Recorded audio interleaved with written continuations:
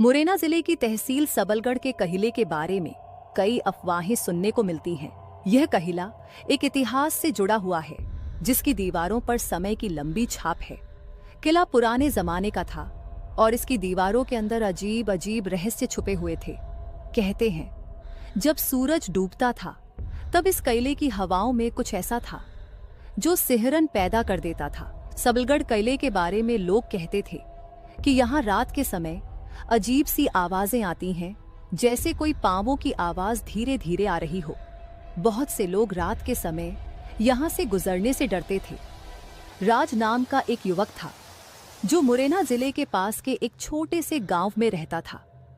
उसे सबलगढ़ किले के रहस्यों के बारे में बहुत कुछ सुनने को मिला था। एक दिन उसने तय किया कि वह इस किले के रहस्य का पता लगाएगा। राज रात को सबलगढ़ किले की ओर बढ़ा।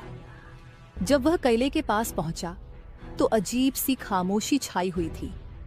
जैसे ही वह किले के अंदर दाखिल हुआ, उसकी सांसें तेज हो गईं।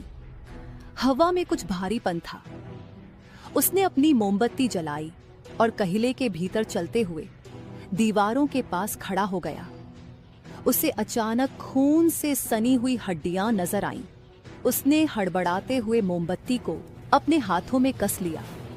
तभी एक खौफनाक चीख गूंज उठी।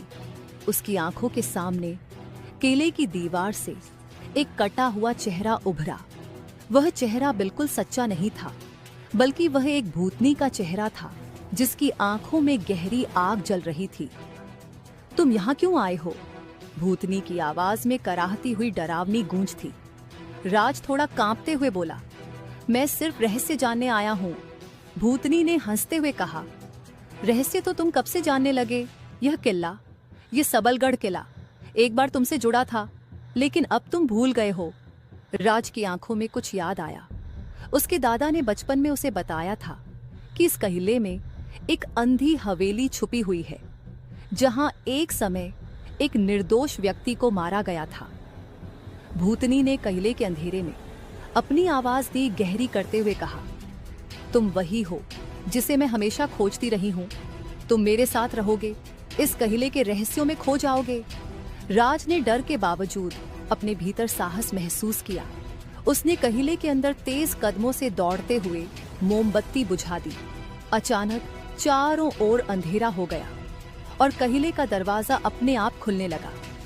राज बाहर भागते हुए किले से बाहर निकला। किले के आसपास की हवा अब शांत थी, लेकिन वह जानता था कि उसने जो कुछ देखा था वह सिर्फ एक शुरुआत थी। सबलगढ़